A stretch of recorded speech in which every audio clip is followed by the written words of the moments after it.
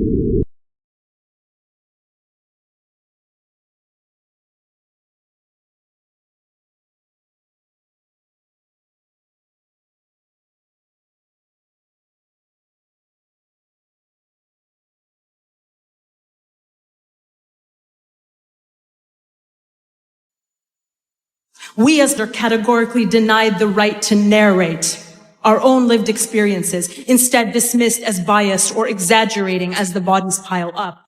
Worse, who have seemed to decide our fate for us without our input. And yet they know not the first thing about us. Do they know about our origin? That I have never and will never abandon the right to return to our land.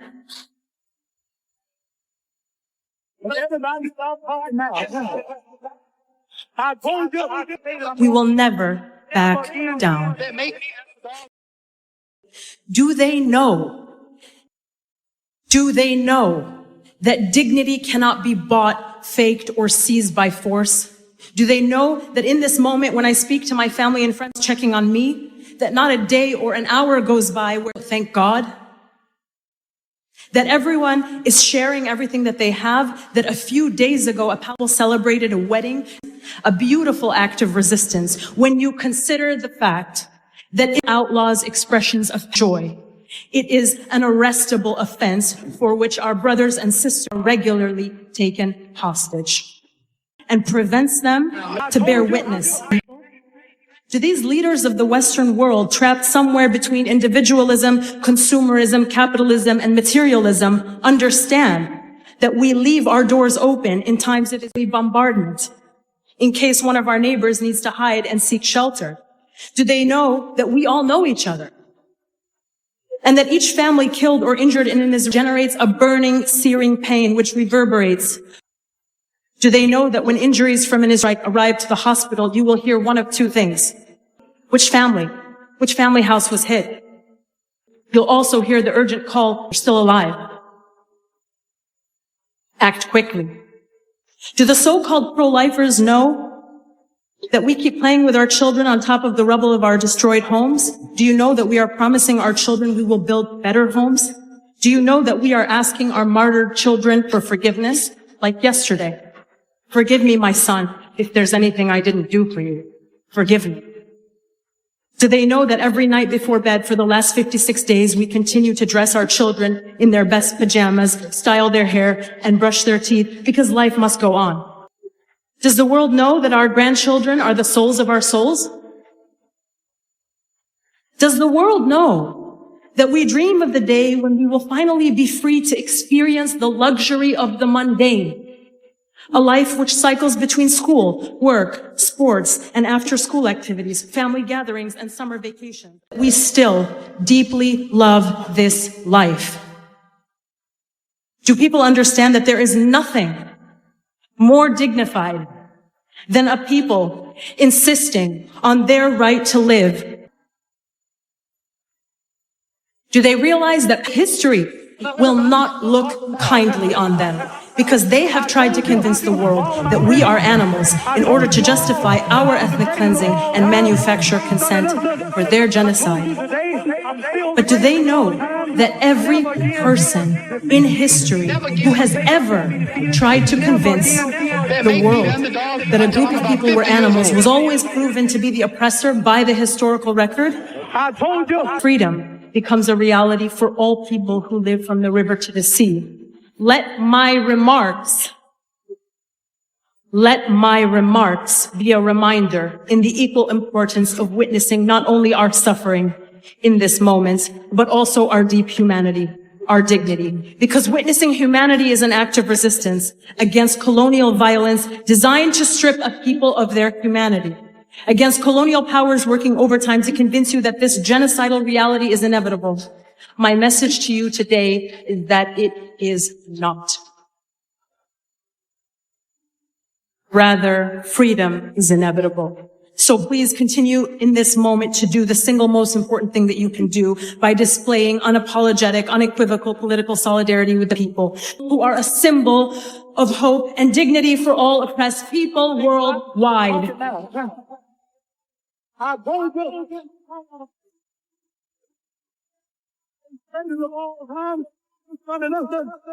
told you today, I still the greatest of all time. Never again defeat me. Never again say that I'm going to be defeated. Never again make me the underdog until I'm about 50 years old. Then you might get me. But I didn't dance. I didn't dance for a reason.